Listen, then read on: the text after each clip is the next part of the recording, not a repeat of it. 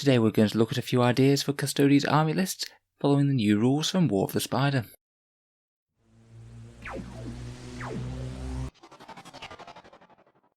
Hello and welcome back to Auspex Tactics, the strategy focused 40k channel where we're all about getting the most out of our miniatures on the tabletop. So it's good fun to cover the rules for the War of the Spider the other day, and I think that the Custodes have got a number of interesting buffs between these new Captain Commander traits, a bunch of new shield host options, the new stratagems, and of course the Cities of Silence being able to be included in their detachments as a core unit. With that in mind, I thought I'd just have a go at writing a few different Custodes army lists, just to try and highlight some of the different ways that you can build Custodes now. In this video we're going to take a look at 4 different list ideas, trying to make the most out of a few different shield companies and different themes that we could go for when trying to play Custodes. I'll be honest, while being fairly familiar with the Forge World tanks, I'm not quite as familiar with the Forge World Custodes infantry and jetbike variants from the Forge World side of their list. There may well be some very cool combos lurking out there with some of the new stratagems.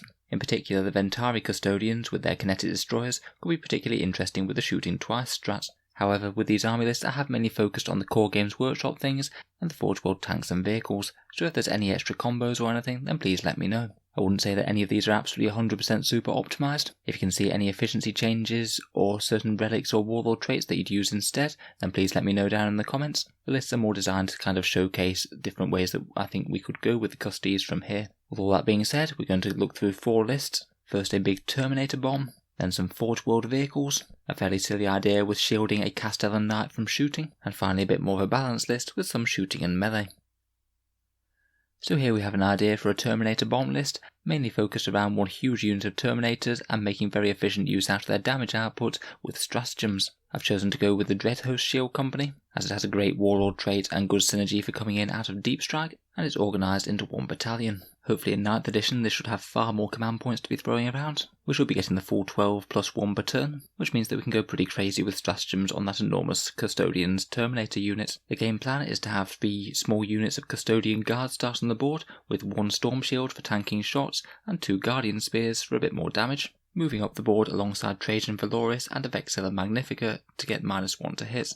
We've got 3 small units of Cities of Silence Prosecutors with the Bolters for just screening or to lock down backfield objectives, so the core of our army can push up and they can also provide some anti-psyker tricks if needed. The Custodian Guard will start fairly far forward, mainly just to be a bit of a pressing threat the opponent will want to be shooting, although honestly I wouldn't be surprised if they don't make close combat. Their main job is to provide a few turns screening for the Vexilla Magnifica, and then use the stratagem to bring in that enormous unit of Terminators down next to the Vexilla, and hopefully get a very short charge off with those Terminators after firing all their guns. Also being put in Deep Strike is a Terminator Shield Captain with a Castellan Axe, and he's been properly upgraded with the Dreadhost benefits to make him a very fighty Smash Captain. He's got the Relic Axe called Admon Mortis, which is AP -3 and flat damage 3, which is pretty nasty just in itself. He's got the All-Seeing Annihilator trait for extra hits on 6s in melee for both him and any Custodians next to him, and will also be giving a Captain Commander trait to react to the enemy, for which is best for the situation.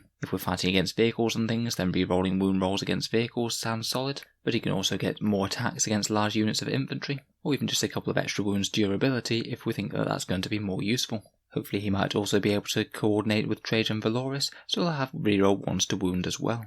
Then of course we have that enormous unit of Alaris Custodians with the Castellan Axes again. There's 10 of them and they're well over a third of our army just in one unit. Ideally we'll try and coordinate with the Vexilla for a much shorter charge than normal via that Vexilla Teleport Homer, but if not then our second bet is going to be using the Dreadhost stratagem to give them a 3d6 drop the lowest charge on the turn they drop in, with a command reroll that makes them highly likely to make that charge and to be quite a big deal whether they do or not. They've also got some pretty respectable shooting between the grenade launchers and those Castellan Axes, and we can choose to double the axe shooting if we need to with another stratagem from the book. They'll pretty much demolish whatever they want to in close combat with a high number of high strength, high AP, high damage attacks, and if they were feeling particularly cheeky then they could use a 2 command point stratagem to target characters with those attacks. Between Trajan's multiple rerolls and the extra hits that you get from being near that shield captain, they should be pretty effective in close combat. And then to weather the inevitable counter-attack, we'll certainly be making use of that 1 command point stratagem to ignore any AP -1 or AP -2 weapons AP.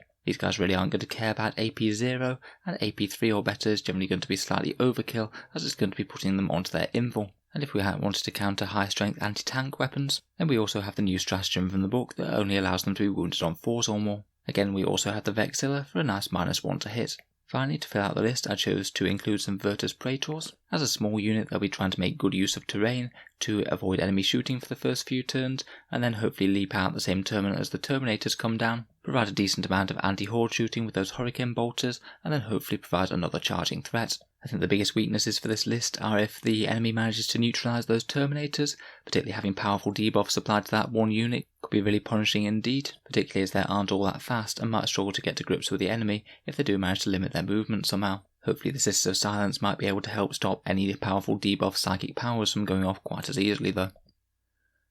The next list I thought we'd mention was a Forge World Vehicle Army list, where the core of the list is basically the Custodes shooting units with 3 Caladius Grav tanks, 3 Pallas Grav attacks, and a hovering Ares gunship. These are in a Spearhead and Outrider detachment, so they do have a few less command points going for them, both in 8th and 9th I believe, though obviously we won't know the details of 9th until it drops.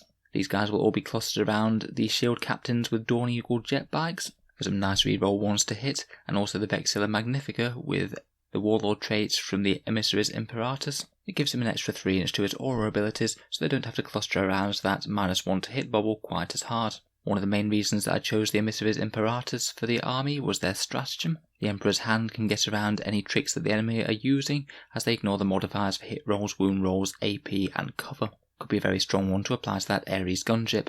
The Pallas, Caladius tanks and Ares generally have some all-purpose firepower. Those twin Arachnus blaze cannons on the Pallas will be fairly decent against both vehicles and infantry, and the Ares just takes that to a much higher level. I chose to go with the slightly cheaper Iliastus cannons on the Caladius tanks, again just as some long-range general-purpose firepower. All of these guys have really quite decent long-range movement as well, which means that enemies really are going to struggle to hide from their guns. The Ares of course can always go off and do its own thing, zooming to the other side of the battlefield, maybe trying to snipe out key characters or take out backfield support units, and when it dies it can use Vengeance of the Machine Spirits to either auto-explode or fire its Magna Blaze cannon one last time, whichever will be more useful. For a bit of assault counter threat should the enemy get too close, I've chosen to include 10 Vigilators in a Normaiden Rhino. The Vigilators are the ones with the Strength 5 Great Blades, and I feel that including the Rhino in the list is just going to add one more armoured target that the opponent's going to struggle to deal with. These girls can actually pack a real punch in melee, and if we are willing to invest a couple of command points for decapitating strikes and talons, then there's near nothing in the game that they won't beat to a pulp.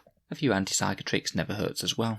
If the enemy does get close, we can always countercharge with those Shield Captains on Dawn Eagle jet bikes. One has the Auric Aquila's relic, the Superior Creation 5+, Feel No Pain, and we'd also go for Victor of the Blood Games on that guy to make sure that he's just going to stick around extra long. Depending on how many command points we have, we might also think about making him a Captain Commander.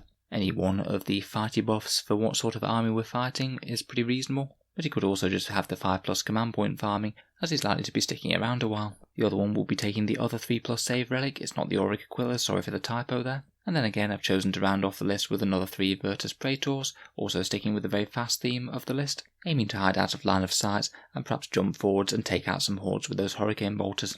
I think this one has some pretty decent scary firepower and a reasonable countercharge threat with the Vigilators, Virtus Praetors and the Shield Captains, perhaps a little light on the objective scoring though, which could be an issue. Next up we have a slightly daft idea for a list, where we're including some allies, and the main idea of the list is to basically abuse the Aquilan Shield stratagem, the one that allows them to tank wounds for a nearby character. There's nothing to say that that character can't be an enormous character, so our character in question happens to be a Knight Castellan. I think one of the biggest reasons that these guys completely fell out of the meta was the fact that you could easily shoot them down in one turn now, meaning that taking one was a complete liability. But now we're able to tank those wounds on Custodian Guard with Storm Shields, that's going to be a little bit less of an issue. Our Custodes detachment is going to be using a Shield Captain with a Storm Shield to get access to that very nice Relic Storm Shield Presidius from the Aquilan Shield. This makes him -1 to wound rolls, and we'll stack that with 5+ Feel No Pain, Victor of the Blood Games for a reroll, and the Captain Commander for 2 extra wounds. This guy might not have as much damage output as some Shield Captains, but barring mortal wounds, he's going to be near impossible to remove. To fill out the Vanguard, we've got a Vexilla Magnifica to give the Terminators -1 to hit. Again, I've decided to go with a slightly slimmed down Terminator bomb, potentially using some of the same tactics as the one in the first list. They'll be deep striking along with that Shield Captain. We've got 5 Prosecutors to add a little bit of anti-psyker and maybe a bit of screening depending on the exact list that we're facing, and 3 Custodian Guards with Storm Shields whose main job is to protect the Knight. The Knight Castellan I'd be tempted to take as House Crast. potentially giving him the Headsman's Mark for a cheap extra damage boost against vehicles, meaning that this guy should be able to handle virtually all of our anti-vehicle long-range needs for the army. Finally, just to add in a little bit more cheap firepower, we've decided to take an Adeptus Mechanicus detachment with a random Tech Priest engines here, and 3 Scorpius Disintegrators with Ferromite cannons, who are just insanely cheap firepower point for point. To be honest, the main issue I see with this list is that I've not really done a very good job of including command points. It might honestly be better to swap the Vanguard for a slightly slimmed down patrol, maybe lose a Terminator, and take some additional Adeptus Mechanicus units to farm up command points as per 8th. It does remain to be seen exactly how many command points this sort of list will be getting in 9th edition though. In any case, I think that the Custodian Guard should at least guarantee the Castellan a couple of turns of shooting. If they lurk towards the back with him, then the vast majority of weapons are going to be out of range, and those that are generally going to be pretty high strength, high AP weapons that will really not like being caught on storm shields. I suspect that we could find more efficient ways to use this stratagem. If you can think of a list that would be better and more efficient use of this stratagem, then please let me know. I just think that for 1 command point a turn to make a knight pretty much invulnerable, then there's some definite opportunity for silliness. Finally, I thought that we'd just take a look at a bit more of a combined list, maybe something that I think might be a bit more representative of what the Custodes can offer in tournament play. Basically, this is a slimmed down version of the Terminator Bomb and the Forge World Tank Spam list put into the same list. We have lost the Ares gunship, but we still have 3 Pallas and 3 Caladius, led by that same Smash Captain setup. We're maybe a little bit lighter on screening in this list without the Custodian Guard, but we're far heavier on firepower than the other Terminator list. We've still got a couple of units of Prosecutors for shielding, and in this one we've swapped Trajan out for a Shield Captain or a Dawn Eagle jetbike as a bit more of a fast moving anti-horde threat. I think that we might have to vary this list quite a bit depending on what we're facing, particularly with use of the Vexilla, whether or not he's best buffing all of the tanks with that -1 to hit, or if we need to try and coordinate him with the Terminators for a shorter deep strike charge range. Again, as before, we are Dread hosts with this one, so we can potentially get a 3d6 to drop the lowest charge from the Terminators, which could helpfully get them into melee. I suspect that this is going to have a few less command points than the other one in 9th edition. It remains to be seen how many again, but I suspect just 2 detachments of Custodes isn't going to reduce our pool by that much. So let me know what you think of the list, if there's any other optimizations that you think I could make, or if there's any of the other Forge World units that I'm not quite as familiar with that you think should be included far more in competitive Custodes from now on. If you've enjoyed the video, then feel free to subscribe to Auspex Tactics. We'll have plenty of other 40k Tactics content coming out as we see how everything changes in 9th edition. If you'd like to help support the channel, I'd just like to mention that I do have the Patreon page, and this is what allows me to spend quite so much time making videos. If you are watching regularly, then any contributions are most greatly appreciated. As well as allowing me to continue to make these videos, the channel's patrons get to see some new videos early, they get to vote on what sort of videos come next on the channel on a regular basis, and there's a monthly prize draw each month where I send out miniatures to lucky winning Patreons. This month the prizes are 2 Start Collecting Guard boxes and a few other bits, and next month I'm hoping to get a hold of 3 boxes of Indomitus and give them away randomly to Patreons. If any of that sounds good, then the link is down in the video description, and a big thank you to my current Patrons for allowing this channel to happen. In any case, a big thank you for listening, and I'll hope to see you guys next time.